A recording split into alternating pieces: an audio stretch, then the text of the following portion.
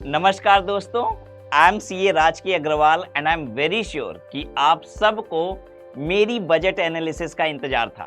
हमारी finance minister Shrimati Nirmala Sitharaman ji ने आज सिर्फ एक बजट नहीं पेश किया है, एक हिस्ट्री क्रिएट कर दी है। She has presented her 9th consecutive union budget. उन्होंने पी चिदम्बरम जी और प्रणब मुखर्जी जी जैसे दिग्गजों जिन्होंने सबसे ज्यादा बजट प्रेजेंट किया है, उनको पीछे छोड़ते हुए नया रिकॉर्ड सेट कर दिया है। ये लगातार 9 बजट पेश करना मोदी गवर्नमेंट की स्टेबिलिटी और क्लियर विजन का सबसे बड़ा सबूत है। सरकार ने चुनावी वादों, पॉपुलिज्म की जगह देश की मजबूती, प्रूडेंस को चुना है। एज अ चार्टर्ड अकाउंटेंट मैं इस बजट को क्लियरली, डीपली एनालाइज करूंगा, स्पेशली जो new income tax act 2025 announce हुआ है। सबसे पहले इकोनॉमी की हेल्थ देखते हैं। Physical discipline. सरकार ने दिखा दिया है कि खर्चे कंट्रोल में कैसे रखे जाते हैं। फाइनेंशियल ईयर 26-27 के लिए फिजिकल डेफिसिट का टारगेट 4.3% रखा गया है। पिछले साल ये 4.4% था। इसका मतलब है सरकार कर्जा कम कर रही है और देश की बैलेंस शीट स्ट्रांग हो रही है। टारगेट है कि 2030 तक डेट टू जीडीपी रेशियो को 50% तक लाया जाए। Capex push. इंफ्रा डेवलपमेंट के लिए सरकार ने खजाना खोल दिया है। कैपिटल एक्सपेंडिचर कैपेक्स को बढ़ा के 12.2 लाख करोड़ कर दिया गया है। इसमें हाई स्पीड रेल कॉरिडोर्स का बड़ा अनाउंसमेंट है। 7 नए कॉरिडोर्स बनेंगे, जैसे मुंबई पुणे, हैदराबाद बेंगलुरु, दिल्ली वाराणसी। फ्रेट कॉरिडोर्स, माल ढुलाई सस्ता करने के लिए ईस्ट में दनकुनी से वेस्ट में सूरत तक नए कॉरिडोर्स बनेंगे। Tier 2 and tier 3 cities, 5 lakh से ज्यादा पॉपुलेशन वाले शहरों के लिए 5,000 करोड़ अलग से एलोकेट किए गए हैं। Space and tech, space technology के लिए 10,397 करोड़ और सेमीकंडक्टर मिशन 2.0 के लिए एक बड़ा अमाउंट एलोकेट किया गया है। आम आदमी और छोटे व्यापारियों एमएसएमईज के लिए बजट ने दिल खोल कर दिया है। एमएसएमई सपोर्ट कैसे कर रही है गवर्नमेंट? अगर आप छोटे व्यापारी हैं तो ये सुनिए। सरकार ने 10,000 करोड़ का एसएमई ग्रोथ फंड बनाया है। सबसे बड़ी दिक्कत होती थी पेमेंट की। अब सरकार ने टीआरईडीएस प्लेटफॉर्म को मैंडेटरी कर दिया है सीपीएससीज के लिए। मतलब सरकारी कंपनियां अब एमएसएमई का पैसा रोक नहीं पाएंगी, उन्हें प्लेटफॉर्म पर सेटल करना होगा। ये लिक्विडिटी के लिए बहुत बड़ा कदम है। फार्मर्स, हमारे अन्नदाता, किसानों के लिए भारत विस्तार नाम का एआई टूल लॉन्च किया गया है जो एग्रीकल्चर प्रैक्टिसेस को मॉडर्न करेगा। साथ ही पीएम किसान के लिए 63,500 करोड़ का एलोकेशन बरकरार रखा गया है। फिशरीज के लिए हाई सीज यानी कि समुद्र में पकड़ी गई मछलियों पर कस्टम ड्यूटी फ्री कर दी गई है, जिससे एक्सपोर्ट बढ़ेगा। स्किल इंडिया प्रोग्राम का बजट बढ़ाकर 2,800 करोड़ कर दिया गया है। सी मार्ट्स, ये एक नई चीज है। महिलाओं के लिए कम्युनिटी ओरिएंटेड रिटेल आउटलेट्स सी मार्ट्स खोले जाएंगे।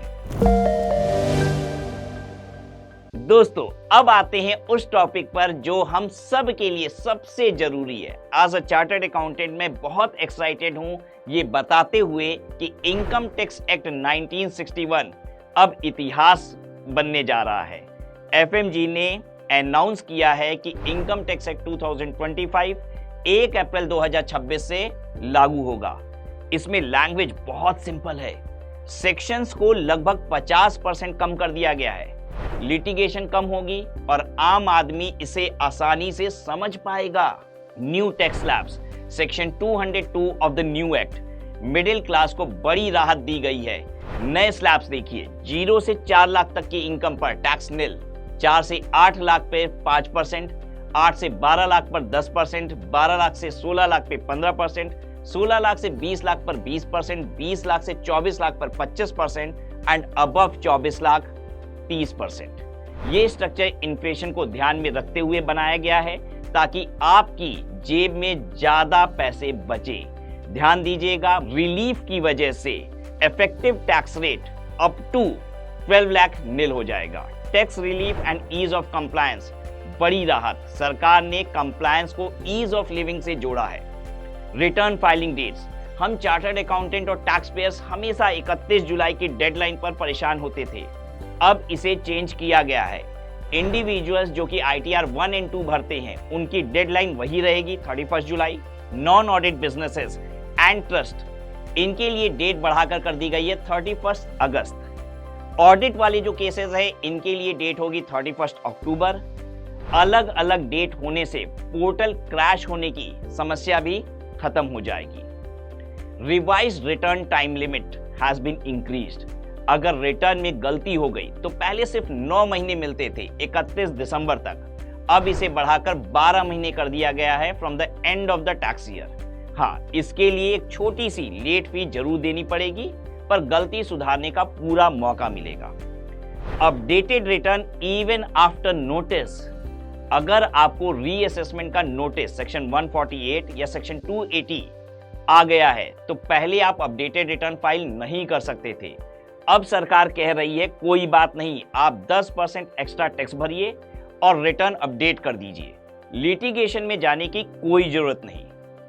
TCS rates has been reduced. This is a very great news for travelers and student. ये एक बहुत ही पॉपुलर डिमांड थी। फॉरेन ट्रेवल एंड एजुकेशन, जो पहले फॉरेन टूर पैकेजेस पर 20% तक का TCS लगता था, अब फाइनेंस बिल में इसे घटाकर फ्लैट 2% कर दिया गया है। चाहे एजुकेशन हो या मेडिकल हो या टूर पैकेज, TCS रेट अब सिर्फ 2% है। अब मैं बात करता हूं कैपिटल गेन और बाईबैक के चेंजेस की। शेयर बाईबैक, पहले कंपनीज बाईबैक पर टैक्स देती थी और शेयर होल्डर के हाथ में ये एग्जेम्प्ट था। अब बाईबैक से मिलने वाला पैसा शेयर होल्डर के हाथ में कैपिटल गेन्स माना जाएगा। सोवरिन गोल्ड बॉन्ड में भी एक अमेंडमेंट है, अगर आप इंडिविजुअल है और सोवरिन गोल्ड बॉन्ड को रिडेम्पशन यानी कि मैच्योरिटी तक होल्ड करते हैं तो ही कैपिटल गेन एग्जेम्प्ट रहेगा। सरकार ने ट्रस्ट बेस्ड गवर्नेंस दिखाई है। अगर किसी रेजिडेंट की फॉरेन एसेट की वैल्यू 20 लाख से कम है अदर देन इमूवेबल प्रॉपर्टी, तो उन्हें ब्लैक मनी एक्ट के प्रोसिक्यूशन और पेनाल्टी से इम्यूनिटी मिलेगी। छोटे टैक्स पेयर को अब डरने की कोई जरूरत नहीं। डीक्रिमिनलाइजेशन ऑफ ऑफेंसेस, बहुत सारे छोटे मोटे ऑफेंसेस जैसे कि TDS टाइम पे न काटना या रिटर्न TDS का लेट जमा कर देना, उन्हें अब डीक्रिमिनलाइज कर दिया गया है। जेल का प्रोविजन हटाकर सिर्फ पेनाल्टी लगेगी। ये बिजनेसमैन के डर को खत्म करेगा। इनडायरेक्ट टैक्सेस में भी आम आदमियों और इंडस्ट्री का ख्याल रखा गया है। Cancer medicine, 17 life saving cancer drugs और रेयर डिजीज की दवाइयों पर बेसिक कस्टम ड्यूटी एग्जेम्प्ट कर दी गई है, यानी इलाज सस्ता होगा। Mobile and electronics, mobile phones और चार्जर्स पर ड्यूटी कम की गई है ताकि इलेक्ट्रॉनिक्स सस्ते हों। Defence and space, aircraft parts और सैटेलाइट कंपोनेंट बनाने के लिए रॉ मटेरियल जो इंपोर्ट की जाती है उस पर ड्यूटी कम की गई है ताकि मेक इन इंडिया को बूस्ट मिले। Critical minerals, lithium ion battery और सोलर ग्लास बनाने के लिए जरूरी मिनरल्स जैसे कि एंटीमोनी पर ड्यूटी हटा दी गई है। अब बात करते हैं GST रिफॉर्म्स की। Discount and credit notes section 15 और 34 में अमेंडमेंट किया गया है। अब पोस्ट सेल डिस्काउंट के लिए क्रेडिट नोट इशू करना आसान हो जाएगा, बशर्ते recipient input tax credit ITC reverse करे। Export refunds, export of goods के केस में रिफंड क्लेम करने के लिए थ्रेशोल्ड लिमिट हटा दी गई है। इससे एक्सपोर्टर के पास अब कैश फ्लो बना रहेगा। दोस्तों, अगर मैं इस बजट को सम अप करूं तो ये बजट स्टेबिलिटी का बजट है, ये बजट सिंप्लीफिकेशन का बजट है। इनकम टैक्स एक्ट 2025 लाकर सरकार ने दिखा दिया कि वो टैक्स टेररिज्म खत्म करके टैक्स ट्रांसपेरेंसी चाहती है। कैपेक्स पर फोकस करके जॉब ग्रोथ की गारंटी दी है। TCS 2% करके और रिटर्न फाइलिंग डेट बढ़ाकर टैक्स पेयर्स को रिस्पेक्ट दी है। हर बजट में मुझे बस एक ही चीज की कमी दिखाई देती है, इनफैक्ट एक ही चीज का इंतजार रहता है कि जो ब्लैक मनी इंडिया के बाहर है, इंडिया की ब्लैक मनी इंडिया के बाहर है, वो कैसे गवर्नमेंट वापस लाएगी। जिस दिन ऐसा हुआ उस दिन मैं बजट को 10 on 10 दूंगा। इसके अलावा मोदी गवर्नमेंट और एफएम निर्मला सीतारमण जी ने जो रिफॉर्म की एक्सप्रेस ट्रेन चलाई है, उसको बुलेट ट्रेन की स्पीड पकड़ाना होगा। लेट्स सी कब तक ऐसा होता है। आपको ये बजट कैसा लगा कमेंट में जरूर बताइएगा। Please like this video, share with your friends and subscribe to the channel for more such detailed analysis. जय हिंद, जय भारत।